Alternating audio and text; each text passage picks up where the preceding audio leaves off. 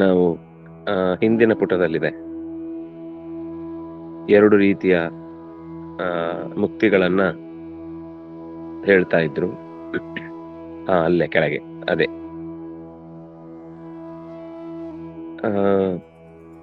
ಚಿನ್ಮಾತ್ರ ದ್ವೇಷ ದುಃಖೇ ಚ ದೇಹೋ ಮಿಥ್ಯಾ ದೃಗಾತ್ಮಕಃ.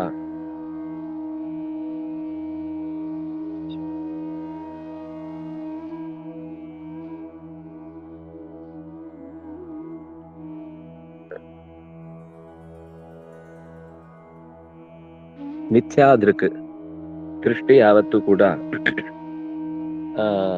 ಅತೃಪ್ತವಾದದ್ದೇ ಆಗಿರುತ್ತೆ, ಅಸೂಕ್ಷ್ಮವಾಗಿಯೇ ಇರುತ್ತೆ, ಅವ್ಯವಸ್ಥಿತವಾಗಿಯೇ ಇರುತ್ತೆ. ಇಂತಹ ಮುಕ್ತಿ ನಿಷಿದ್ಧೇಚ್ಛ ಕೆಟ್ಟ ಬಯಕೆಗಳು ಯತ್ರ ಸ್ಯುಹು ಎಲ್ಲಿ ಇರ್ತಾವೋ ಸಾ ಮುಕ್ತಿ ಆಸುರಿ ಮತ. ಆ ಮುಕ್ತಿಯು ಆಸುರಿ ಮುಕ್ತಿ ಅಂತ ಅನಿಸುತ್ತೆ. ಆದ್ರೆ ಜ್ಞಾನಮಯವಾದ ಶರೀರ, ವೈಷ್ಣವಿ ಭಕ್ತಿ, ಆಮೇಲೆ ಸಮ್ಯಕ್ ದೃಗಾತ್ಮಕ ಒಳ್ಳೆಯ ದೃಷ್ಟಿ, ಸುಖಂ ಯಾವಾಗ್ಲೂ ಆನಂದವಾಗಿರುತ್ತೆ ಮನಸ್ಸು. ಎಲ್ಲೂ ಎಷ್ಟೇ ಅವ್ಯವಸ್ಥೆ ಆದ್ರೂ ಕೂಡ ಮನಸ್ಸು ಕತಿಗೊಳ್ಳುವುದಿಲ್ಲ. ಅಂದ್ರೆ ಅಯ್ಯೋ ಏನೋ ಆಗ್ಬಿಡುತ್ತೆ, ಹಾಗಾಗುತ್ತೆ, ಹೀಗಾಗುತ್ತೆ ಅಂತ ಅನ್ಕೊಂಡು ತಲೆಬಿಸಿ ಮಾಡ್ಕೊಳ್ಳಲ್ಲ. ಏನೇ ಘಟನೆ ನಡೆದ್ರು ಅದರ ಬಗ್ಗೆ ತುಂಬಾ ಹಚ್ಚಿಕೊಳ್ಳುವುದಿಲ್ಲ. ತಾನ್ ಮಾತ್ರ ಎಲ್ಲರಿಗೂ ಅನುಕೂಲವಾಗಿರುತ್ತೆ ಮನಸ್ಸು ಅಥವಾ ದೇಹ ಅಥವಾ ಕೃತಿ ಅಥವಾ ಮಾತು. ಬದಲಾಗುವುದಿಲ್ಲ, ನಿರ್ಧಾರ ದೃಢವಾಗಿ ದೂರದಲ್ಲೇ ಇರುತ್ತೆ, ಅಂದ್ರೆ ಗುರಿಯನ್ನ ಸರಿಯಾಗಿ ಹೊಂದಿರುತ್ತೆ. ಅಂತಹ ಮುಕ್ತಿಯನ್ನ ದೈವಿ ಇತಿ ಸಾಮತ, ಧೃತಿರ್ದೈವಿ ಇತಿ ಸಾಮತ, ಇದು ನಾರಾಯಣ ಶ್ರುತಿಯಲ್ಲಿ ಬಂದ ಮಾತು.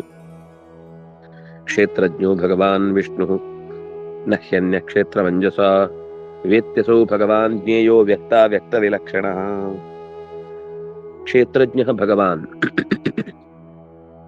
ಕ್ಷೇತ್ರವನ್ನು ಸರಿಯಾಗಿ ತಿಳಿದವನು, ಚರಾಚರ ಪ್ರಪಂಚದ ಈ ಎಲ್ಲ ವಸ್ತುಗಳನ್ನು ಸರಿಯಾಗಿ ಬಲ್ಲವನು ವಿಷ್ಣು.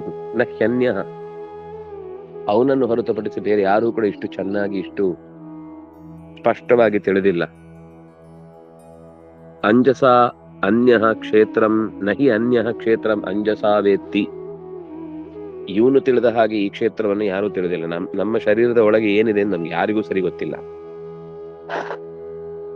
ಗೂಗಲ್ ಮಾಡಿ ಒಂದಿಷ್ಟು ತಿಳ್ಕೊಳ್ತೇವೆ, ಅದು ನಮ್ಮ ಶರೀರವೇ ಆಗಿರ್ಬೇಕಾಗಿಲ್ಲ. ಗೂಗಲ್ ನಲ್ಲಿ ಇರುತ್ತೆ, ಎಲ್ಲರಲ್ಲೂ ಇರುವ ಸಾಮಾನ್ಯ ಅಂಶ ಇರುತ್ತೆ. ಪ್ರತಿಯೊಬ್ಬ ವ್ಯಕ್ತಿಯಲ್ಲಿರುವುದನ್ನು ಮತ್ತೆ ಅವನ ದೇಹ ಬಿಡಿಸಿಯೇ ನೋಡ್ಬೇಕಾಗತ್ತೆ. ಆಗ್ಲೂ ಕಾಣುವಂತದ್ದನ್ನ ಹೇಳಬಹುದು ಹೊರತು ಕಾಣದೇ ಇರುವ ಇನ್ನೆಷ್ಟೋ ಶಕ್ತಿ ಕೇಂದ್ರಗಳು, ಅವನಲ್ಲಿ ಎಷ್ಟು ಶಕ್ತಿ ಇದೆ, ಎಷ್ಟು ಜ್ಞಾನ ಇದೆ, ಎಷ್ಟು ಭಕ್ತಿ ಇದೆ, ಎಷ್ಟು ಒಳಗಿನಿಂದ ರೆಸಿಸ್ಟೆನ್ಸ್ ಪವರ್ ಇದೆ, ಇದು ಗೊತ್ತಾಗುದಿಲ್ಲ. ಇದು ಅವನ ನಡೆನುಡಿಗಳಿಂದ ಗೊತ್ತಾಗ್ಬೇಕು ಹೊರತು ಸಹಜವಾಗಿ ಗೊತ್ತಾಗ್ಲಿಕ್ಕೆ ಸಾಧ್ಯ ಇಲ್ಲ. ಅಂತಹ ಭಗವಾನ್ ಈ ಕ್ಷೇತ್ರದ ಪ್ರತಿಯೊಂದು ಕಣಗಳನ್ನು ಕೂಡ ಬಲ್ಲವನಾಗಿದ್ದಾನೆ. ವ್ಯಕ್ತ ವಿಲಕ್ಷಣ, ಅವನು ಮಾತ್ರ ಯಾರಿಗೂ ಕೂಡ ಸ್ಪಷ್ಟವಾಗಿ ಗೊತ್ತಾಗುವವನಲ್ಲ. ಇಂತಹ ಕ್ಷೇತ್ರಜ್ಞನಾದ ಭಗವಂತ ಜ್ಞೇಯ, ಅವನನ್ನ ನಾನು ತಿಳ್ಕೊಳ್ಬೇಕು. ಅವನನ್ನು ನಾವು ಮರೆಯದೆ ಅವನ ನೆನಪಿನಲ್ಲಿ ನಮ್ಮ ಬದುಕನ್ನ ಕಳಿಬೇಕು. ವ್ಯಕ್ತ ವಿಲಕ್ಷಣ, ಅವನು ಕೆಲವೊಂದ್ಸರ್ತಿ ವ್ಯಕ್ತನಾಗ್ತಾನೆ, ಕೆಲವೊಂದ್ಸರ್ತಿ ಅವ್ಯಕ್ತನಾಗ್ತಾನೆ. ಅವನು ವಿಲಕ್ಷಣ. ನೀವು ಅವನನ್ನು ವ್ಯಕ್ತ ಅಂದ್ರೆ ಅವನು ಸಿಗಲ್ಲ, ಅವನನ್ನು ಅವ್ಯಕ್ತ ಅಂತ ಅನ್ಕೊಂಡ್ರೆ ಸಿಕ್ಬಿಡ್ತಾನೆ. ದೇವ್ರು ನಮ್ಗೆ ಏನು ಒಳ್ಳೇದ್ ಮಾಡಲ್ಲ, ದೇವರಿಗೆ ನನ್ನನ್ನು ಕಂಡ್ರೆ ಇಷ್ಟ ಇಲ್ಲ, ದೇವ್ರು ನನ್ನನ್ನು ದೂರ ಇಟ್ಟಿದ್ದಾನೆ, ದೇವ್ರು ನಮ್ಗೆ ಯಾವುದೇ ಅನುಕೂಲ ಮಾಡಿಕೊಡಲ್ಲ. ಹೀಗೆ ನಾವು ಎಷ್ಟೋ ಸತಿ ದೇವರ ಬಗೆಗಿನ ದೂರುಗಳನ್ನ ಹೇಳುವುದಕ್ಕೆ ಹೇಳ್ತಿರ್ತೇವೆ. ಆದ್ರೆ ನಾವು ದೇವರ ಕುರಿತಾಗಿ ಏನ್ ಕೆಲಸ ಮಾಡಿದೀವಿ, ದೇವರಿಗಾಗಿ ಎಷ್ಟು ತ್ಯಾಗ ಮಾಡಿದ್ದೀವಿ, ದೇವರ ಚಿಂತನೆಯನ್ನು ಎಷ್ಟು ನಡೆಸಿದ್ದೀವಿ, ದೇವರ ನೆನಪಲ್ಲಿ ಎಷ್ಟು ಕರ್ತವ್ಯಗಳನ್ನ ಮುಕ್ತವಾಗಿ ಅವನಿಗೆ ಒಪ್ಪಿಸಿದ್ದೀವಿ, ಇದು ನಾವು ಲೆಕ್ಕ ಇಡುವುದಿಲ್ಲ ಅಥವಾ ಅದರ ಬಗ್ಗೆ ನಾವು ತಲೆ ಕೆಡಿಸ್ಕೊಳ್ಳುವುದಿಲ್ಲ. ಅಂದಮೇಲೆ ನಮಗೂ ಕೂಡ ಇಷ್ಟೇ ಅವನಿಂದ ಪ್ರತಿಕ್ರಿಯೆ ಬರಬೇಕು ಅಂತ ನಾವು ನಿರೀಕ್ಷೆ ಮಾಡ್ಲಿಕ್ಕೆ ಸಾಧ್ಯ ಇಲ್ಲ. ಆದ್ರೆ ನಾವೇನ್ ಅನ್ಕೋತೇವೋ ಹಾಗೆ ಆಗತ್ತೆ ಅಂತಿಲ್ಲ. ವಿಲಕ್ಷಣ ಕೆಲವೊಮ್ಮೆ ಒಳ್ಳೆ ಅನುಭವ ಆಗುತ್ತೆ. ಎಷ್ಟೆಲ್ಲ ಅವ್ಯವಸ್ಥೆಗಳು ಮಾಡಿದ್ರು ಕೂಡ ನಮ್ಮನ್ನ ಆ ಅಪಾಯದಿಂದ ಪಾರು ಮಾಡ್ತಾನೆ. ನಿಜವಾಗಿ ಅಂತಹ ಘಟನೆಗೆ ವ್ಯಕ್ತಿ ಪ್ರಾಣವೇ ಹೋಗ್ಬೇಕಿತ್ತು, ಆದ್ರೆ ಜೀವ ಉಳಿಸ್ಕೊಂಡು ಬಂದ್ಬಿಡ್ತಾನೆ. ಕೆಲವೊಂದ್ಸಲ ಸುಮ್ನೆ ಹೀಗೆ ಕಾಲ್ ಜಾರಿ ತಲೆ ಗೋಡೆಗೆ ತಾಗಿದ್ದಷ್ಟೇ, ಬದಿಯಲ್ಲಿ ಪ್ರಾಣನೇ ಹೊರಟೋಗುತ್ತೆ. ಆದ್ರಿಂದ ಯಾವುದೇ ನಾವು ಊಹಿಸಿದಂತೆ ಘಟನೆಗಳು ಘಟಿಸ್ತಾವೆ ಅಂತ ಅನ್ಕೊಳ್ಲಿಕ್ಕೆ ಸಾಧ್ಯ ಇಲ್ಲ. ವ್ಯಕ್ತ ವಿಲಕ್ಷಣ ಅಂತ ಹೀಗೆ ಕ್ಷೇತ್ರಜ್ಞ ಭಗವಂತ ಮುಖ್ಯವಾಗಿ ಅವನನ್ನು ತಿಳ್ಕೊಳ್ಬೇಕು ಅಂತ ಹೇಳುವಾಗ ಈ ಮಾತು ಹೇಳಿದ. ಅವನಿ ಈ ನಮ್ಮಲ್ಲಿ ಕೆಲವರ ಮೂಡ ಅರ್ಥ ಆಗಲ್ಲ. ಯಾವಾಗ ಸಿಟ್ಟು ಬರುತ್ತೆ, ಯಾವಾಗ ಸಮಾಧಾನವಾಗಿರ್ತಾರೆ, ಯಾವಾಗ ಅವ್ರ ಹತ್ರ ಕೆಲವು ಕೆಲಸಗಳನ್ನು ಹೇಳಿದ್ರೆ ಮಾಡಿಕೊಡ್ತಾರೆ, ಕೆಲವೊಮ್ಮೆ ಯಾವಾಗ ಅವ್ರ ಜೊತೆಗೆ ವ್ಯವಹಾರ ಸರಿಯಾಗಿ ನಡೆಸ್ಲಿಕ್ಕಾಗತ್ತೆ. ಫ್ಲಿಕ್ಕರಿಂಗ್ ಮನಸ್ಸು, ಯೋಚನೆ, ಭಾವನೆ ಎಲ್ಲವೂ ಕೂಡ ಬದಲಾಗ್ತಾ ಇರುತ್ತೆ. ಭಗವಂತ ಹಾಗೆ ಇದೊಂದು ವಿಲಕ್ಷಣ. ಅಂದ್ರೆ ನಮಗೂ ಅವನಿಗೂ ಏನ್ ವ್ಯತ್ಯಾಸ? ನಾವು ಹಾಗೆ ಇರ್ತೀವಿ ಎಷ್ಟೋ ಸಲ. ಕೆಲವೊಮ್ಮೆ ಮೂಡೇ ಇರಲ್ಲ, ಕೆಲವೊಮ್ಮೆ ಇಷ್ಟ ಆಗುತ್ತೆ, ಕೆಲವೊಮ್ಮೆ ನಮ್ಗೆ ಬೇಕಾದ್ ಮಾತ್ರ ಮಾತಾಡ್ತೀವಿ, ಉಳಿದದ್ದು ಏನನ್ನು ಕೇಳಕ್ ಹೋಗಲ್ಲ. ದೇವ್ರು ಹೀಗೆ ಆದ್ರೆ ನಮಗೂ ಅವನಿಗೆ ಏನ್ ವ್ಯತ್ಯಾಸ? ಅದಕ್ಕೆ ಹೇಳಿದ್ರು, ನಾವು ತಿಳಿದಂತೆ ನಮ್ಮ ಬದುಕಿನ ಏರಿಳಿತಗಳಂತೆ ಅವನದ್ದಲ್ಲ. ಅವನು ನಮ್ಮ ಅರ್ಹತೆ, ಸ್ಥಾನ, ಕಾಲ, ಕರ್ಮ, ಸ್ವಭಾವ ಇದೆಲ್ಲ ಗಣನೆಗೆ ತೆಗೆದುಕೊಂಡು ಅದಕ್ಕೆ ಫಲ ಕೊಡುದು ಹೊರತು ಅವನು ಏರಿಳಿತ ಆದದ್ರಿಂದ ಕೊಡುದಲ್ಲ. ನಮ್ಮಲ್ಲಿ ಅನೇಕವು ವ್ಯಕ್ತವಾದದ್ದಿರ್ತವೆ ಕರ್ಮಗಳು, ಅನೇಕ ಕರ್ಮಗಳು ಅವ್ಯಕ್ತವಾದದ್ದಿರುತ್ತೆ. ಆ ವ್ಯಕ್ತ ಕರ್ಮಗಳನ್ನ ವಿಭಾಗ ಮಾಡಿ ಅದರ ಲಕ್ಷಣದ ಮೇಲೆ ನಮಗೆ ನಮ್ಮ ಬದುಕನ್ನ ಸರಿಪಡಿಸ್ತಾನೆ ಹೊರತು ವಿಲಕ್ಷಣ ಅಂದ್ರೆ ವಿವಿಧ ಲಕ್ಷಣಗಳನ್ನ ಅನ್ವಯಿಸಿ ನಮಗೆ ವ್ಯಕ್ತವಾಗ್ತಾನೋ ಅವ್ಯಕ್ತವಾಗ್ತಾನೋ ಗೊತ್ತಾಗಲ್ಲ. ಆದ್ರಿಂದ ಅವನನ್ನ ಜ್ಞೇಯ, ಅವನನ್ನ ಹಾಗೆ ತಿಳಿಬೇಕು. ಯಾರಾದ್ರೂ ಅವರು ಎಡಬಿಡಂಗಿಗಳ ತರ ಇದ್ದಾರೆ ಅಂತ ತಿಳ್ಕೊಳ್ಳಿ ಅಂತ ಹೇಳ್ತಾರ. ಜ್ಞೇಯ ವ್ಯಕ್ತ ವಿಲಕ್ಷಣ ಅಂತ ಅವನನ್ನ ನಿರೂಪಿಸ್ತಾರೆ ಅಂದ್ರೆ ಅದರ ಅಭಿಪ್ರಾಯ ಏನು? ಅವನನ್ನ ಸುಲಭದಲ್ಲಿ ತಿಳಿಯುವುದು ಸಾಧ್ಯ ಇಲ್ಲ ಅಂತ ಒಂದು ಅಭಿಪ್ರಾಯ ಕರೆಕ್ಟ್. ಆದ್ರೆ ಅದರ ಅರ್ಥ ನಮ್ಮಲ್ಲಿ ವ್ಯಕ್ತಿಗಳ ಭಾವನೆಗಳು ಜಾರಿ ಹೋಗುವ ಹಾಗೆ ಅವನು ಕೂಡ ಜಾರಿ ಬೀಳ್ತಾನೆ ಅಭಿಪ್ರಾಯದಲ್ಲ ಅನ್ನೋದಿಷ್ಟು ನಮ್ಗೆ ಗೊತ್ತಿರ್ಬೇಕು. ಮತ್ತೆ ತಾತ್ಪರ್ಯದ ಮಾತುಗಳು ಮುಂದೆ ಸಿಗ್ತವೆ, ಆವಾಗ ಮತ್ತೆ ಅದರ ವಿವರಣೆಗೆ ಹೋಗೋಣ. ಮುಂದೆ ಶ್ಲೋಕದ ಭಾವ ನೋಡೋಣ. ಬಹುಬಿರ್ಬಹುಧಾ ಗೀತಂ ಛಂದೋಭಿರ್ವಿವಿಧೈ ಪೃಥಕ್ ಬ್ರಹ್ಮಸೂತ್ರ ಪದೈಶ್ಚೈವ ಹೇತುಮದ್ಭಿರ್ವಿನಿಶ್ಚಿತೈಃ. ಬಹುಬಿರ್ಬಹುಧಾ ಗೀತಂ, ಭಗವಂತ ಈಗ ಜ್ಞೇಯ ಅಂತ ಹೇಳಿದ್ರು. ಇಂದಿನ ಪದ್ಯದಲ್ಲಿ ತತ್ ಸಮಾಸೇನವೇ ಶೃಣು. ಈಗ ಕ್ಷೇತ್ರ ಅಂದ್ರೆ ಏನು, ಯಾವುದು ಕ್ಷೇತ್ರ, ಯಾವ ರೀತಿ ಇದೆ, ಅದರ ವಿಕಾರಗಳೇನು, ಯಾರ ಪ್ರೇರಣೆಯಿಂದಾಗಿ ಅದು ನಡೆಯುತ್ತೆ, ಅದನ್ನ ತಿಳಿದವನು ಯಾರು, ತಿಳಿದವನ ಹಿಡಿತ ಅದರ ಮೇಲೆ ಹೇಗಿದೆ, ಈ ಎಲ್ಲವನ್ನು ನಾನು ನಿನ್ಗೆ ಹೇಳ್ತೇನೆ ಅಂತ ಹೇಳಿದ್ದಲ್ವಾ. ಅದನ್ನ ಹೇಳುವ ಮುಂಚೆ ಅಂದ್ರೆ ನಾನೇ ಇದನ್ನ ಫಸ್ಟ್ ಟೈಮ್ ಹೇಳ್ತಾ ಇದ್ದೇನೆ ಅಂತ ನೀನು ಚಿಂತಿಸ್ಬೇಡ. ಸಮಗ್ರ ಶಾಸ್ತ್ರ ಹೇಳಿ ಹೊರಟದ್ದೇ ಇದನ್ನ. ಬಹುಧಾ ಗೀತಂ, ಅನೇಕ ಜನ ಈ ವಿಷಯದ ಕುರಿತಾಗಿ ಅನೇಕ ರೀತಿಯ ಮಾತುಗಳನ್ನ ಹೇಳಿದ್ದಾರೆ. ಅಂದರೆ ಋಷಿಗಳು ಗೀತಂ ತಮ್ಮ ದರ್ಶನದಲ್ಲಿ ಕಂಡಿದ್ದಾರೆ, ಬಹು ವಿಧವಾಗಿ ಹಾಡಿದ್ದಾರೆ. ಯಾವುದರಿಂದ? ಛಂದೋಭಿಹಿ,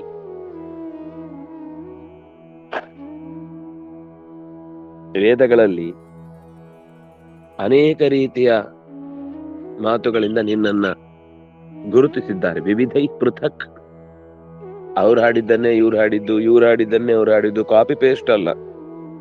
ಪ್ರತ್ಯೇಕ ಮಂತ್ರಗಳಿಂದ ಪ್ರತ್ಯೇಕ ಕಾಲಗಳಲ್ಲಿ ಅನಂತ ಶಾಖೆಗಳಲ್ಲಿ ನಿನ್ನನ್ನ ಗೀತಂ ಹಾಡಿದ್ದಾರೆ.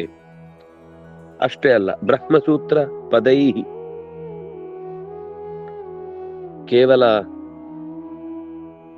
ಆ ಮಂತ್ರಗಳು ಮಾತ್ರ ಅಲ್ಲ, ಮಂತ್ರ ನಿರ್ಣಾಯಕವಾದಂತಹ ಸೂತ್ರಗಳು ಕೂಡ. ಬ್ರಹ್ಮಸೂತ್ರಗಳು ಅಂದ್ರೆ ಶಾರೀರಿಕ ಸೂತ್ರಗಳು ಅಂತ ಕರೀತಾರೆ. ಅಥಾತೋ ಬ್ರಹ್ಮ ಜಿಜ್ಞಾಸ, ದೈವಿ ಮೀಮಾಂಸಾ ಇತ್ಯಾದಿ ಸೂತ್ರಗಳಲ್ಲಿ ಬ್ರಹ್ಮನನ್ನ ತಿಳಿಸುವುದಕ್ಕಾಗಿ ಹೊರಟ ಸೂತ್ರಗಳು ಬ್ರಹ್ಮಸೂತ್ರಗಳು. ಬ್ರಹ್ಮಸೂತ್ರ ಪದೈಹಿ ಪ್ರತ್ಯೇಕವಾದ ಮಾತುಗಳಿಂದ, ಅಂದ್ರೆ ಪ್ರತಿಯೊಂದು ಸೂತ್ರಗಳ ಪದಗಳಿಂದಲೂ ನೀನೇ ಪ್ರತಿಪಾದ್ಯ, ನಿನ್ನನ್ನೇ ಗೀತಂ. ಕೇವಲ ಅದು ಯಾವುದೋ ಒಂದು ಮತವನ್ನ ನಿರಾಕರಣೆ ಮಾಡ್ಲಿಕ್ಕೆ ಮಾತ್ರವೋ ಅಥವಾ ಯಾವುದೋ ಒಂದು ಪ್ರಮೇಯವನ್ನ ನಿರೂಪಣೆ ಮಾತ್ರ ಮಾಡ್ಲಿಕ್ಕಲ್ಲ, ಅದು ನಿನ್ನ ಸ್ಪಷ್ಟವಾದ ಸ್ವರೂಪವನ್ನ ಚಿತ್ರಿಸ್ಲಿಕ್ಕೂ ಕೂಡ ನಿರೂಪಣೆಗೊಂಡಿದೆ. ಹೇತು ಮದ್ಭಿಹಿ, ಅದು ಎಂಥ ಮಾತುಗಳು ಅಂತಂದ್ರೆ ಯುಕ್ತಿಯುಕ್ತವಾದ ಮಾತು. ಎಂಥ ಯುಕ್ತಿ? ವಿನಿಶ್ಚಿತೈಹಿ ಹೇತು ಮದ್ಭಿಹಿ, ನಿಶ್ಚಯವಾದಂತಹ, ಅಂದ್ರೆ ಕೇವಲ ಬರೀ ಲಾಜಿಕ್ ಅಂತಾದ್ರೆ ಏನ್ ಬೇಕಾದ್ರೂ ಮಾತಾಡ್ಬೋದು. ಆದ್ರೆ ವಿನಿಶ್ಚಿತೈಹಿ, ವಿಮರ್ಶೆ ಮಾಡಿ ನಿಶ್ಚಯ ಮಾಡಿದಂತಹ ಯುಕ್ತಿಗಳಿಂದ, ಯುಕ್ತವಾದ ಸೂತ್ರದ ಪದಗಳಿಂದ ನಿನ್ನನ್ನು ಹಾಡಿದ್ದಾರೆ. ಒಂದು ವಿಷಯ ನಿರ್ಣಯ ಆಗುವಾಗ 3 ಮುಖಗಳಿಂದ ಒಂದು ವಿಷಯ ನಿರ್ಧಾರ ಆಗತ್ತೆ ಅಂತ ಹೇಳುದು. ಒಂದು ವಿಷಯ ಹೌದು ಅಂತ ಪೂರ್ತಿ ನಿರ್ಧಾರ ಆಗ್ಬೇಕಾದ್ರೆ ಅದಕ್ಕೆ 3 ಮೂಲಗಳು ಬೇಕು ಅಂತ ಹೇಳ್ತಾರೆ. ಆಪ್ತಿ ಮೂಲ, ಶ್ರುತಿ ಮೂಲ, ಯುಕ್ತಿ ಮೂಲ ಅಂತ ಅದನ್ನ ಶಾಸ್ತ್ರಗಳು ಹೇಳ್ತವೆ. ಕೃಷ್ಣ ಅದನ್ನ ಈ ಪದ್ಯದಲ್ಲಿ ತೋರಿಸ್ತಾ ಇದ್ದಾನೆ. ಬಹುಭಿಹಿ ಅಂದ್ರೆ ಬೃಹತ್ ಬುದ್ಧಿ ಉಳ್ಳಂತಹ ಋಷಿ ಮುನಿಗಳಿಂದ, ಅಂದ್ರೆ ಆಪ್ತಿ ಮೂಲ. ಋಷಿಗಳು ಯಾವತ್ತೂ ಸ್ವಾರ್ಥಕ್ಕಾಗಿ ಏನು ಹೇಳಲಿಲ್ಲ, ಲೋಕದ ಹಿತದ ದೃಷ್ಟಿಯಿಂದ ಹೇಳಿದ್ದು. ಹಾಗಾಗಿ ಅದು ಆಪ್ತಿ. ವೇದ ಮಂತ್ರಗಳೆಲ್ಲವೂ ಕೂಡ ಕಂಡ ಋಷಿಗಳ ಬದುಕು ಅದು ಲೋಕದ ಹಿತಕ್ಕಾಗಿ. ಹಾಗಾಗಿ ಆಪ್ತಿ ಮೂಲ. ಛಂದೋಭಿಹಿ, ಅದು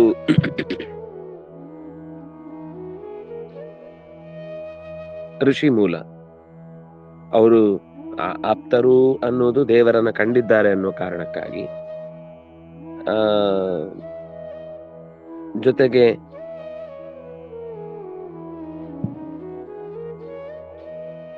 ವೇದಗಳು ಅಂತ ಅನ್ನೋದು ಶುದ್ಧಿಯಿಂದ ಕೂಡಿದ ಮಾತುಗಳಾದ್ರಿಂದಾಗಿ ಹೇತು ಮದ್ಭಿಹಿ ಅನ್ನೋದ್ರಿಂದ ಯುಕ್ತಿ ಮೂಲ. ಯುಕ್ತಿ ಅಂದ್ರೆ ಲಾಜಿಕ್, ಅಂದ್ರೆ ವೇದದ ಮಾತುಗಳಿಂದ ಯುಕ್ತವಾದ ಯುಕ್ತಿಗಳು. ಬರೀ ಯುಕ್ತಿಗಳಾದ್ರೆ ಏನ್ ಬೇಕಾದ್ರೂ ಅದು ಸಾಧಿಸಬಹುದು, ತಪ್ಪೇ ಹೇಳ್ಬೋದು. ಆದ್ರೆ ಯುಕ್ತಿಯುಕ್ತವಾದ ವೇದ ಮೂಲಕವಾದಂತಹ ವೇದ ಮೂಲ ಅಂದ್ರೆ ಶ್ರುತಿ ಮೂಲ, ಯುಕ್ತಿ ಮೂಲ, ಆಪ್ತಿ ಮೂಲ. ಋಷಿಗಳು ಆಪ್ತರು, ವೇದಗಳು ಶ್ರುತಿಗಳು, ಈ ಬ್ರಹ್ಮಸೂತ್ರಗಳು ಯುಕ್ತಿಗಳು. ಹೀಗೆ 3 ಋಷಿಗಳಿಂದ, ವೇದಗಳಿಂದ, ಯುಕ್ತಿಯುಕ್ತವಾದ ಬ್ರಹ್ಮಸೂತ್ರ ಪದಗಳಿಂದ ಕ್ಷೇತ್ರ ಮತ್ತು ಕ್ಷೇತ್ರಜ್ಞರ ಸಂಬಂಧ, ಅದರ ಅಸ್ತಿತ್ವ, ಅದರ ವ್ಯಾಪ್ತಿ, ಅದರಿಂದ ಆಗುವ ಪರಿಣಾಮ, ಆ ಕ್ಷೇತ್ರದ ಮೇಲೆ ಇರುವ ಕ್ಷೇತ್ರಜ್ಞನಿಗೆ ಕ್ಷೇತ್ರದ ಮೇಲೆ ಇರುವ ಹಿಡಿತ, ಅದರ ವಿಕಾರಗಳೆಲ್ಲವನ್ನೂ ಕೂಡ ಈ 3 ಮೂಲಗಳಿಂದ ನಾವು ತಿಳಿಲಿಕ್ಕಾಗತ್ತೆ. ಬಹುಧಾ ಗೀತಂ, ಶ್ರುತಿಯಲ್ಲೂ ಹೇಳಿದ್ದಾರೆ, ಋಷಿಗಳು ಹೇಳಿದ್ದಾರೆ, ಯುಕ್ತಿಯುಕ್ತವಾಗಿ ಹೇಳಿದ್ದಾರೆ. ನಿಶ್ಚಿತವಾದಂತಹ ಬುದ್ಧಿಯಿಂದ ನಿರ್ಣಯ ತೆಗೆದುಕೊಂಡು ಶುದ್ಧ ಬುದ್ಧಿಯುಳ್ಳವರಾದ ಋಷಿಗಳ ಯುಕ್ತಿಯುಕ್ತವಾದ ಮಾತುಗಳಿಂದ ಕಂಡ ಸಂಗತಿ ಬ್ರಹ್ಮಸೂತ್ರ ಪದಗಳಂತಹ ಮಾತುಗಳಿಂದ ನಮಗೆ ತಿಳಿದು ಬಂದಿದೆ. ಏನು ಅಂತ? ಮಹಾಭೂತಾನ್ಯಹಂಕಾರೋ ಬುದ್ಧಿರವ್ಯಕ್ತಮೇವ ಚ ಇಂದ್ರಿಯಾಣಿ ದಶೈಕಂಚ ಪಂಚಚೇಂದ್ರಿಯ ಗೋಚರಾಃ. ಮಹಾಭೂತ ಅಂದ್ರೆ ಮಹತ್ತತ್ವ, ಅಹಂಕಾರ, ಬುದ್ಧಿ, ಅವ್ಯಕ್ತಮೇವ ಚ ಇಂದ್ರಿಯಾಣಿ ದಶ, ಜ್ಞಾನೇಂದ್ರಿಯ, ಕರ್ಮೇಂದ್ರಿಯ, ಪಂಚಚ ಇಂದ್ರಿಯ ಗೋಚರಾಃ ಶಬ್ದ ಸ್ಪರ್ಶ ರೂಪ ರಸಗಂಧ ಇಚ್ಛಾ. ಅಪೇಕ್ಷೆ, ದ್ವೇಷ, ವಿರೋಧ ಭಾವ, ಸುಖ ದುಃಖ, ಸಂಘಾತ, ಇವುಗಳೆಲ್ಲದರ ಸಮೂಹ ಅಂದ್ರೆ ಕಲೆಕ್ಟಿವ್ ನಾಲೆಜ್. ಸಂಘಾತ ಅಂದ್ರೆ ಎಲ್ಲವನ್ನು ಜೋಡಿಸಿ ಒಂದು ನಿರ್ಣಯಕ್ಕೆ ಬರುವಂತಹ ತಾಕತ್ತು. ಈಗ ಕಂಪ್ಯೂಟರ್ ಅಲ್ಲಿ ಅನಲೈಸ್ ಮಾಡಿ ಕೊಡು ಅಂದ್ರೆ ಕೊಡುತ್ತೆ, ಆದ್ರೆ ಅದು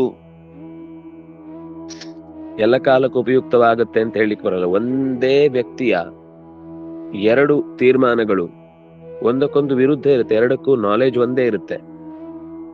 ಆದ್ರೆ ಅಲ್ಲೊಂದು ಮನುಷ್ಯನ ಭಾವನೆ ಆ ಎರಡು ನಿರ್ಣಯಗಳಿಗೆ ಕಾರಣವಾಗುತ್ತೆ. ಅದರಿಂದಾಗಿ ಅನಲೈಸ್ ಮಾಡುವಾಗ ಜೊತೆಗೆ ಪರಿಸ್ಥಿತಿಗಳು, ಸಂಬಂಧಗಳು, ಕಾರಣಗಳು, ಅದರ ಹಿಂದೆ ಇರುವ ಉದ್ದೇಶಗಳು ಇವೆಲ್ಲವೂ ಮ್ಯಾಟರ್ ಆಗುತ್ತೆ. ಹೇಗೋ ಹಾಗೆ ಒಳಗಿನಿಂದ ಮನುಷ್ಯನ ನಿರ್ಣಯಾತ್ಮಕವಾದ ಚಿಂತನೆಗಳು.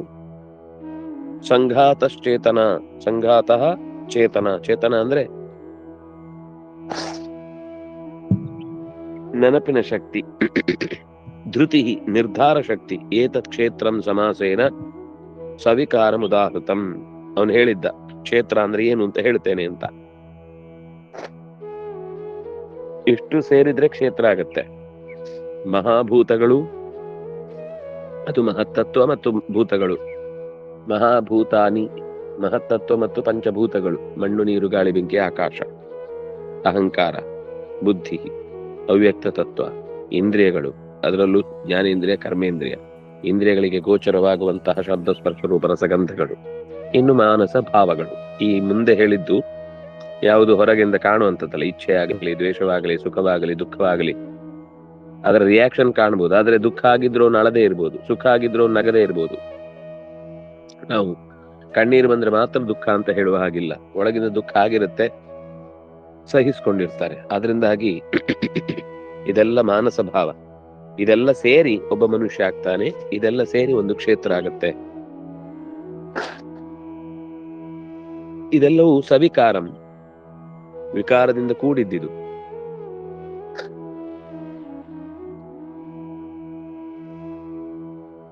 ಒಂದೇ ರೀತಿಯಾಗಿ ಪ್ರತಿಯೊಬ್ಬರ ಪ್ರವೃತ್ತಿಯಾಗಲಿ ಅಥವಾ ಅರಿವಾಗಲಿ ಅಥವಾ ಪ್ರತಿಕ್ರಿಯೆ ಆಗಲಿ ಇರುವುದಿಲ್ಲ, ಬೇರೆ ಬೇರೆ ರೀತಿಯಾಗಿರುತ್ತೆ.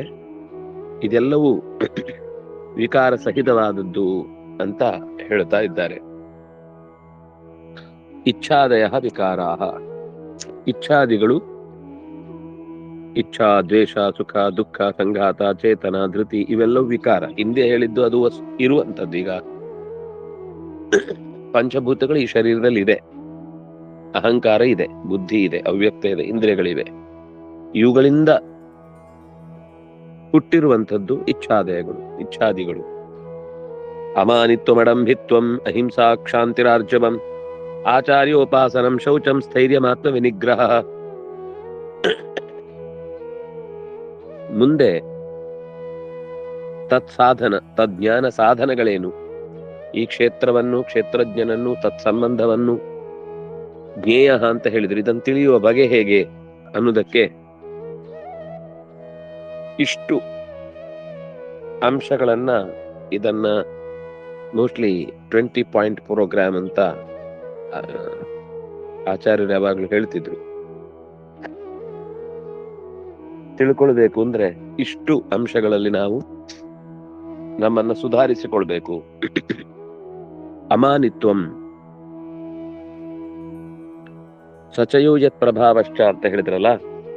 ಸಚಯ, ಅವನು ಯಾರು, ಅವನ ಪ್ರಭಾವ ಏನು ಅನ್ನೋದನ್ನ ತಿಳಿಸುವುದಕ್ಕೆ ಸಾಧನೆ ಮಾಡಬೇಕಲ್ಲ. ಅದರ ಸಾಧನಗಳು ಯಾವುದು, ಅದನ್ನು ತಿಳಿಲಿಕ್ಕೆ ಬೇಕಿರುವ ಸಾಧನಗಳು ಯಾವುದು, ಅದನ್ನ ಈ ಪದ್ಯದಲ್ಲಿ ಮುಂದೆ ಇನ್ನೊಂದು 4 ಶ್ಲೋಕ 5 ಶ್ಲೋಕಗಳಲ್ಲಿ ವಿವರಿಸ್ತಾರೆ. ಅಮಾನಿ ಅಂತಂದ್ರೆ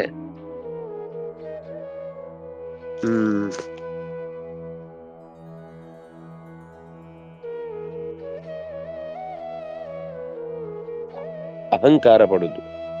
ಮಾನ, ಮಾನ ಅನ್ನೋದು ತನ್ನನ್ನು ತಾನು ಹಿರಿಯ ಅಂತ ಅಂದುಕೊಳ್ಳುವುದು, ತನಗೆ ಎಲ್ಲೆಡೆ ಹಿರಿತನವನ್ನ ಅಂದ್ರೆ ಹಿರಿತನದ ಭಾವವನ್ನ ತೋರ್ಬೇಕು ಅಂತ ಅಪೇಕ್ಷೆ ಪಡುವುದೇನಿದೆ ಅದು ಮಾನವತ್ವ.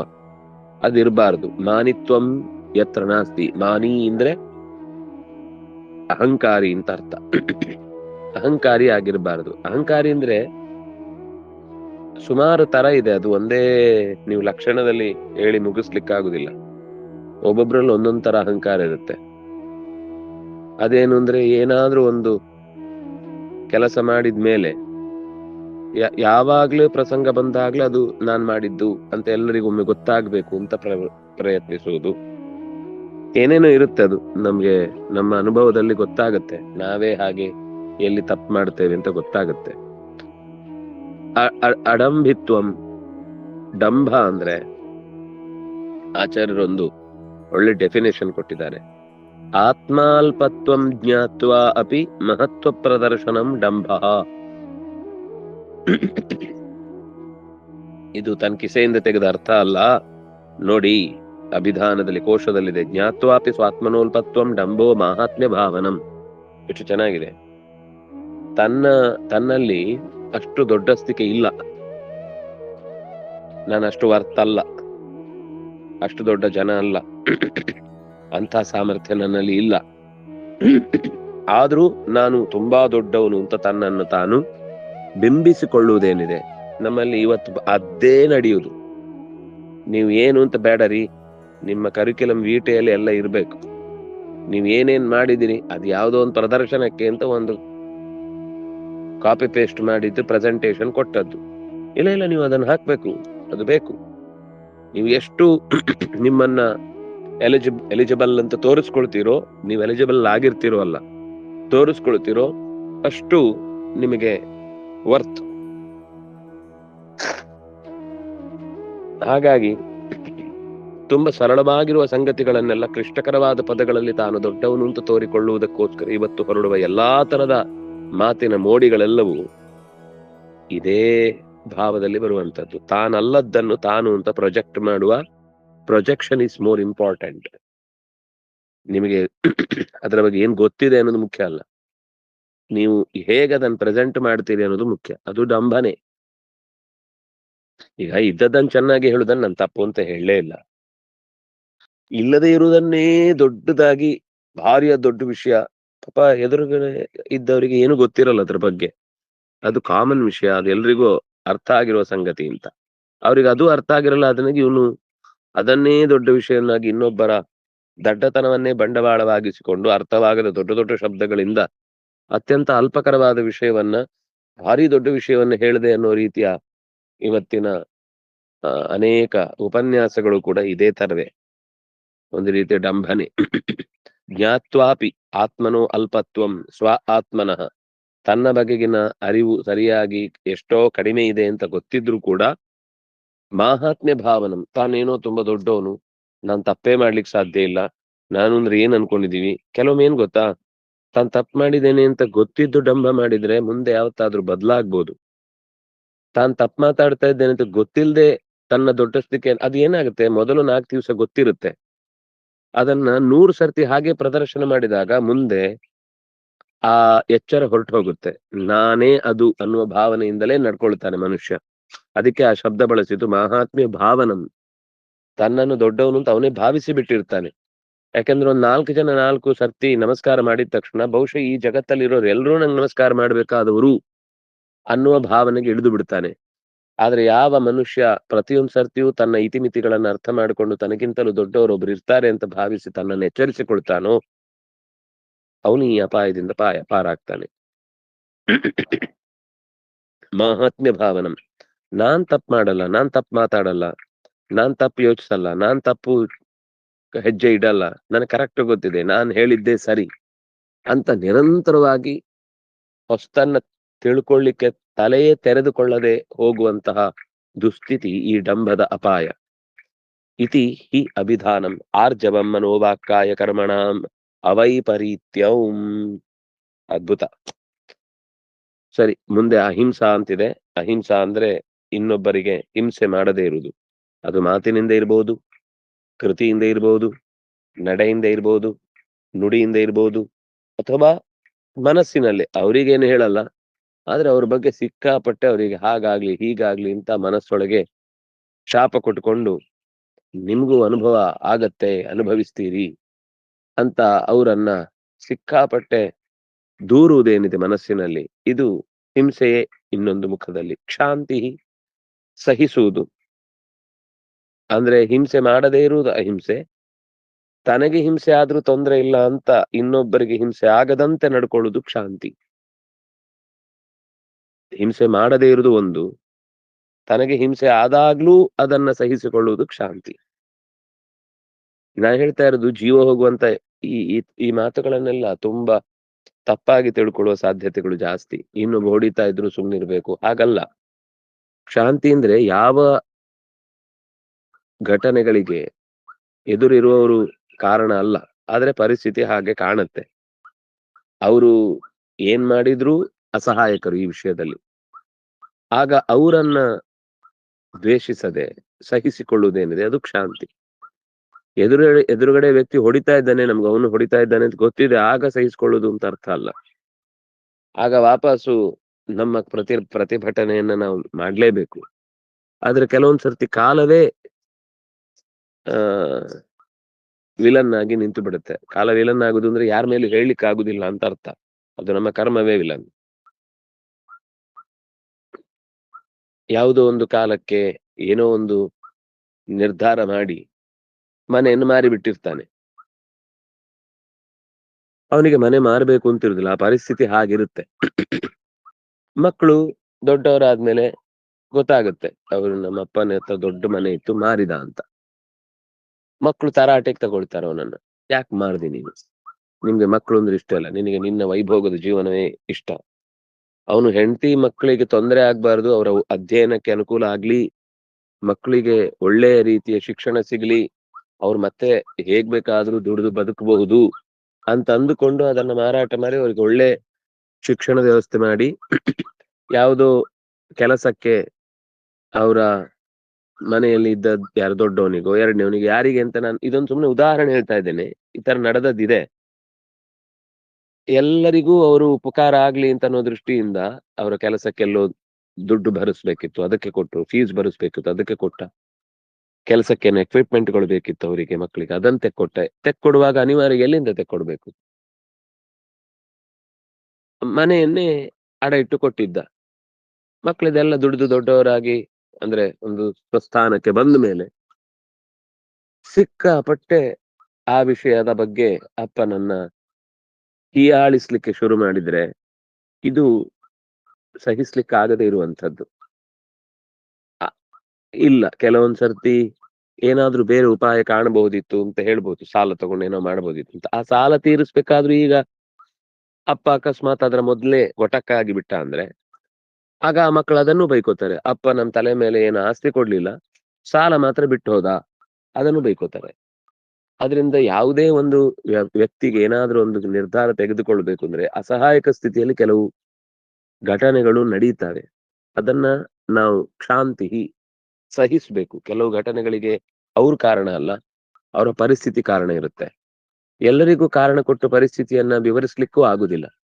ಅಂತ ಸಂದರ್ಭದಲ್ಲಿ ಕ್ಷಾಂತಿ. ಆರ್ಜವ ಅಂದ್ರೆ ನಾವು ಹೇಳುದು ಸಾಮಾನ್ಯ ಒಂದರ್ಥದಲ್ಲಿ ಆರ್ಜವ ಅಂತಂದ್ರೆ ಆ ನೇರ ನಡೆನುಡಿ ಅಂತ. ಹೌದು, ಅದಕ್ಕೆ ಆಚಾರ್ಯರದ್ದೊಂದು ವಿವರಣೆ ತುಂಬಾ ಚೆನ್ನಾಗಿದೆ. ಮನೋವಾಕ್ಕಾಯ ಕರ್ಮಣಾಂ ಅವೈಪರೀತ್ಯಂ. ಮನಸ್ಸಿನಲ್ಲಿ ಏನು ಯೋಚಿಸ್ತೇವೋ ಅದೇ ಮಾತಿನಲ್ಲೂ ಇರಬೇಕು, ಅದೇ ಕೃತಿಯಲ್ಲಿ ಇರ್ಬೇಕು. ಇದು ಆರ್ಜವ ಅಂದ್ರೆ. ನಾವು ಆರ್ಜವ ಅಂದ್ರೆ ನೇರ ಸ್ಟ್ರೈಟ್ ಫಾರ್ವರ್ಡ್ನೆಸ್ ಅಂತ ಮಾತಾಡ್ತೀವಿ. ಟಕ್ ಅಂತ ಹೇಳಿಬಿಡ್ತೀವಿ ಅಂತ. ಟಕ್ ಅಂತ ಇದ್ದಿದ್ದು ಹೇಳಿದ್ ಯಾವ್ದನ್ನು ಅಂದ್ರೆ ಯಾವ್ದು ಅವ್ರಿಗೆ ನೋವಾಗುತ್ತೋ ಅದನ್ನ ಮಾತ್ರ. ಇನ್ನುಳಿದ ಎಷ್ಟೋ ಸಂಗತಿಗಳನ್ನು ಒಳಗೆ ಇಟ್ಕೊಂಡು ಕೂತಿರ್ತೀವಿ. ನಾನ್ ಅದನ್ನೆಲ್ಲ ಮುಚ್ಚಿಟ್ಕೊಂಡು ಮಾತಾಡುವ ಪ್ರಸಂಗ ಇಲ್ಲ. ನಾವು ಮುಖ ಕೊಟ್ಟು ಹೇಳ್ತೀವಿ. ಸರಿ, ಮುಖಕ್ಕೆ ಮುಖ ಕೊಟ್ಟು ಹೇಳ್ತೀರಿ, ಆದ್ರೆ ಎದುರಾಳಿ ಅದರಿಂದ ಎಷ್ಟು ತತ್ತರಿಸ್ತಾನೆ. ಅವನು ವಾಪಸ್ ನಿಮ್ಗೆ ಉತ್ತರ ಕೊಡುವನಾದ್ರೆ ಅವನ ಹತ್ರ ನಿಮ್ಮ ಸ್ಟ್ರೈಟ್ ಫಾರ್ವರ್ಡ್ನೆಸ್ ಇರಲ್ಲ. ಅವನು ವಾಪಸ್ ನಿಮ್ಮ ಎಲ್ಲ ದೋಷಗಳನ್ನ ಎತ್ತಿ ಹಿಡಿತಾನೆ ಅಂತಂದ್ರೆ ಅವನ ಹತ್ರ ನೀವು ಇದನ್ನೆಲ್ಲ ಬಿಚ್ಚಲ್ಲ. ಯಾರು ಹೇಳಿದ್ದಕ್ಕೆ ಕೇಳ್ತಾರೆ, ಯಾರು ನೋ ನೋಯಿಸಿಕೊಳ್ಳಿಕ್ಕೆ ತಯಾರಿದ್ದಾರೆ, ಅಂಥವರಿಗೆ ಮಾತ್ರ ನೀವು ಇಂತಹ ನಾವು ಸಮಾಜದ ಅಸ್ತಿತ್ವವನ್ನ ಸುಧಾರಿಸ್ಲಿಕ್ಕೋಸ್ಕರ ಅನೇಕ ಮಾತುಗಳನ್ನ ಆಡ್ತೇವೆ ಅಂತ ಅನೇಕ ಈ ಲೆಫ್ಟಿಸ್ಟ್ಗಳು ಅವರು ಇವರು ಎಲ್ಲ ಅನೇಕ ರೀತಿಯ ಕೆಲಸಗಳನ್ನ ಮಾಡ್ತಿರ್ತಾರೆ. ಅವರ ಕೆಲಸದ ಉದ್ದೇಶ ಏನು ಅಂದ್ರೆ ಕೆಲಸ ಮಾಡೋದ್ರ ಬಗ್ಗೆ ಅಲ್ಲ, ತಮ್ಗೆ ಎಲ್ಲೆಲ್ಲಿ ಹೆಸರು ಬರುತ್ತೆ ಆಕ್ಟಿವಿಟ್ಸ್ ಅಂತ ಹೇಳ್ಕೊಂಡು ಅನೇಕ ರೀತಿಯ ಚಟುವಟಿಕೆಗಳನ್ನ ಮಾಡ್ತಿರ್ತಾರೆ. ಆದ್ರೆ ಆ ಚಟುವಟಿಕೆಯ ಹಿಂದೆ ಇರುವ ಉದ್ದೇಶ ಬೈಯೋರಿದ್ದಾಗ ಬೈತಾರೆ ಹೊರತು, ಬೈಸ್ಕೊಳ್ಳೋರಿದ್ದಾಗ ಬೈತಾರೆ ಹೊರತು, ವಾಪಸ್ ಎದುರಾಡೋರಿದ್ರೆ ಅವ್ರದ್ದ ಸಮಸ್ಯೆಗಳನ್ನ ಮಾತಾಡ್ಲಿಕ್ಕೆ ಹೋಗುದಿಲ್ಲ. ಯಾಕಂದ್ರೆ ಅವ್ರ ಸುದ್ದಿ ನಮ್ಗೆ ಯಾಕೆ? ಇದು ಆರ್ಜವ ಅಲ್ಲ. ಆರ್ಜವ ಅಂದ್ರೆ ನಾವು ಎಲ್ಲರಿಗೂ ನ್ಯಾಯ ಒದಗಿಸ್ಲಿಕ್ಕೆ ಪ್ರಯತ್ನಿಸುವಂತದ್ದು, ನಾವ್ಯಾರಿಗೂ ಅನ್ಯಾಯ ಮಾಡದೇ ಇರುವಂತೆ ಮನಸ, ಮಾತಿನಿಂದ ಮತ್ತು ಕಾಯಿಕ ಮೂರೂ ರೀತಿಯಲ್ಲಿ ಸಮತ್ವವನ್ನು ಸಾಧಿಸುವುದೇನಿದೆ ಇದು ಆರ್ಜವ. ಆಚಾರ್ಯೋಪಾಸನಂ ಇದು ಮತ್ತೊಂದು ಸುಂದರವಾದ ನಾಮ, ಅಂದ್ರೆ ಸುಂದರವಾದ ಸಾಧನ. ಆಚಾರ್ಯರು ಅಂತಂದ್ರೆ ಯಾರಾಗ್ಬೇಕು? ಯಾರು ಆಚಿನೋತಿ ಶಾಸ್ತ್ರಾರ್ಥಾನ್ ಸ್ವಯಂ ಆಚರತೆ ಯಥಾ, ತಾನು ಪಾಲಿಸಿ ಅದನ್ನು ಉಚ್ಚರಿಸುವವ, ಉತ್ತರಿಸುವವ ಯಾರಿರ್ತಾನೋ ಅವನು ಆಚಾರ್ಯ ಅಂತ ಅನಿಸಿಕೊಳ್ತಾನೆ. ಸಮಾಚಾರ್ಯಂ ಪ್ರಚಕ್ಷತೆ. ಅಂಥವರಲ್ಲಿ ಸೇವೆ, ಅಂಥವರಲ್ಲಿ ನಮ್ಮ ಭಾವನೆಗಳನ್ನ, ನಮ್ಮ ವೇದನೆಗಳನ್ನ ಅಥವಾ ತಿಳಿದುಕೊಂಡ ಸಂಗತನು. ಆಚಾರ್ಯೋಪಾಸನ ಅಂದ್ರೆ ಚೆನ್ನಾಗಿ ಹೇಳ್ಬೇಕು ಅಂದ್ರೆ ಅವ್ರ ಹತ್ರ ಕಲಿತ ಪಾಠವನ್ನ ಅವರಲ್ಲಿ ಚೆನ್ನಾಗಿ ಒಪ್ಪಿಸುವುದು ಇದು ಉಪಾಸನೆ. ಇದಕ್ಕೆ ಪೂರಕವಾಗಿ ಹಿಂದೆ ಎಲ್ಲ ಏನಾಗ್ತಿತ್ತು ಅಂದ್ರೆ ಅವರ ನಿತ್ಯಾನುಷ್ಠಾನಕ್ಕೆ ಬೇಕಿರುವ ಪದಾರ್ಥಗಳನ್ನು ಒದಗಿಸುವುದಿರಬಹುದು. ಆಮೇಲೆ ಸೇವೆ, ಒಟ್ಟು ಹಟ್ಟಿಯಲ್ಲಿ ಹಸುಗಳನ್ನು ನೋಡ್ಕೊಳ್ಳುವುದು, ಅಗ್ನಿಯ ಪರಿಚರ್ಯೆ ಮಾಡುವುದು, ತೋಟದಲ್ಲಿ ಏನಾದ್ರೂ ಕೆಲಸಗಳಿದ್ರೆ ಮಾಡುವುದು, ಇದೆಲ್ಲ ಇರ್ತಿತ್ತು ಉಪಾಸನ ಅನ್ನುವ ದೃಷ್ಟಿಯಿಂದ. ಉಪಸತ್ತಿ ಅಂತಂದ್ರೆ ಅವರ ಹತ್ರ ಇದ್ದು ಅವರ ಆಗು ಹೋಗುಗಳನ್ನ, ಏನು ಬೇಕು ಬೇಡಗಳನ್ನ ನೋಡ್ತಾ ಇರುವುದು, ಅದನ್ನ ಕಾಲ ಬಂದಾಗ ಸಂದರ್ಭಕ್ಕೆ ಸರಿಯಾಗಿ ನಡೆಸ್ಕೊಳ್ಳುವುದು. ಅಂದ್ರೆ ನಾವು ದೈಹಿಕವಾಗಿ ಸೇವೆ ಮಾಡುವಂತದ್ದು ಒಂದು ರೀತಿ, ಮತ್ತು ಅವರ ಚಿಂತನೆಯನ್ನ ಮನಸ್ಸಿನಲ್ಲಿ ಧಾರಣೆ ಮಾಡಿ ಅದನ್ನ ಲೋಕದಲ್ಲಿ ಪ್ರಸಾರ ಮಾಡುವುದು ಎರಡನೇ ರೀತಿ. ಮೂರನೇದ್ದು, ನಾವು ನಿಮ್ಮಿಂದ ಸ್ವೀಕರಿಸಿದ್ದನ್ನ ಅರಗಿಸಿಕೊಂಡಿದ್ದೇವೆ ಅಂತ ಅವರ ಮುಂದೆ ಒಪ್ಪಿಸುವಂತಹದ್ದು. ತಿಳಿದದ್ದನ್ನ ಸರಿಯಾಗಿ ತಿಳಿದಿದ್ದೇವೆಯೋ ಅಂತ ಚೆಕ್ ಮಾಡ್ಕೊಳ್ಳೋದಿದೆಯಲ್ಲ, ಪರೀಕ್ಷಾ ದೃಷ್ಟಿಯಿಂದ ನಾವು ಅವರಿಗೆ ನಮ್ಮನ್ನು ಒಪ್ಪಿಸಿಕೊಳ್ಳುವುದಿದೆಯಲ್ಲ, ಇದು ಉಪಸತ್ಯ ಒಂದನೆಯ ಮುಖ.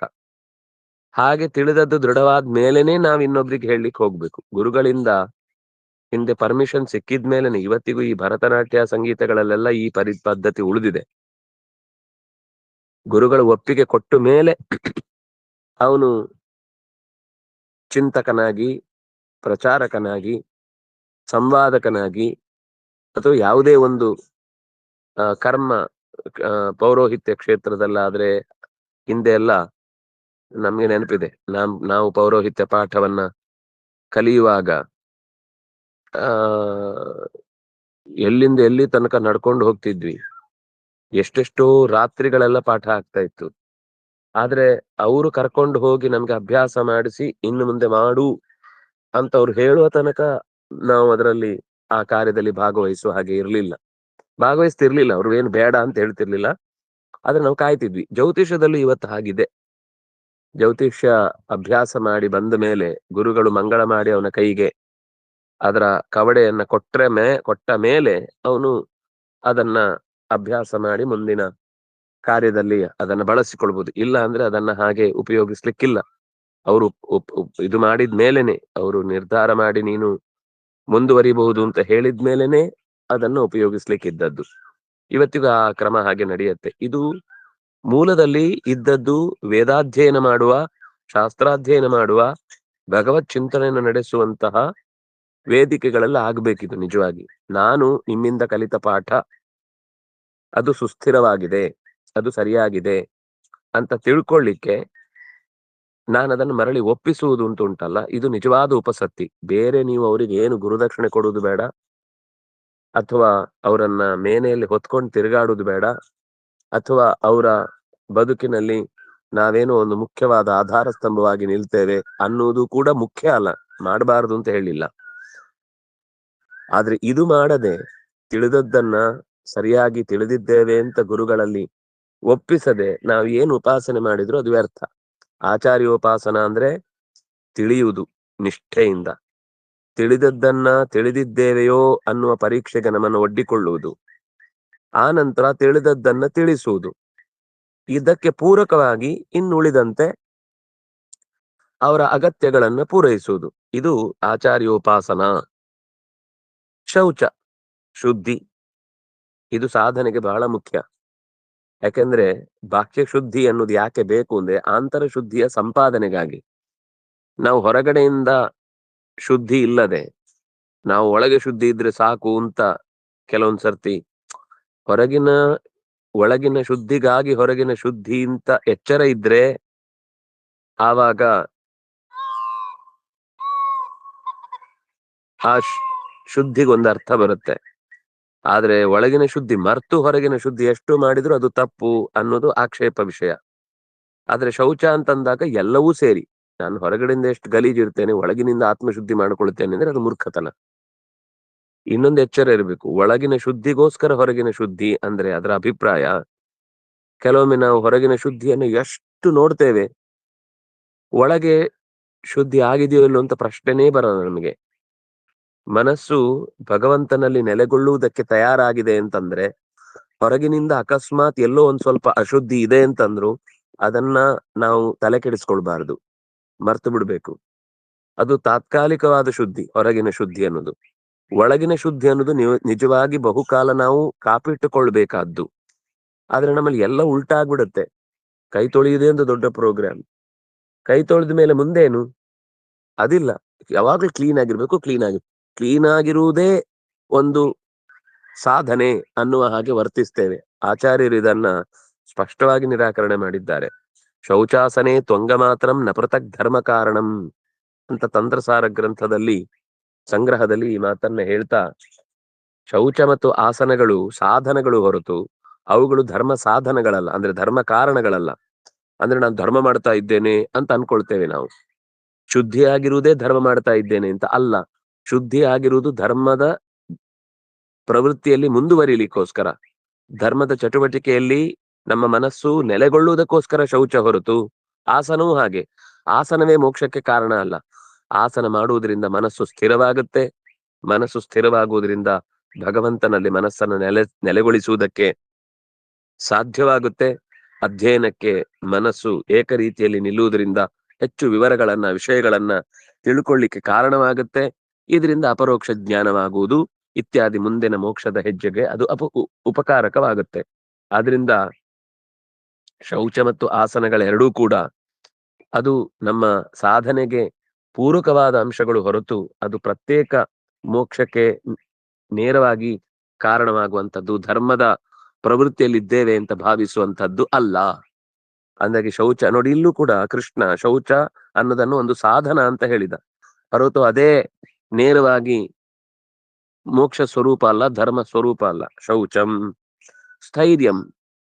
ಸ್ಥೈರ್ಯ ಅಂದ್ರೆ ನಿರ್ಧಾರ, ಸ್ಥಿರವಾಗಿರುವುದು. ಒಂದು ವಿಷಯದಲ್ಲಿ ಭಗವಂತನ ಚಿಂತನೆಯನ್ನ ನಿರ್ಧಾರ ಮಾಡಿದ ಮೇಲೆ ಅದರಲ್ಲಿ ಒಂದೇ ರೀತಿಯಾಗಿ ನಿರಂತರ ತಮ್ಮ ಆಲೋಚನೆಯನ್ನ ಸ್ಥಿರಗೊಳಿಸಿರುವುದು.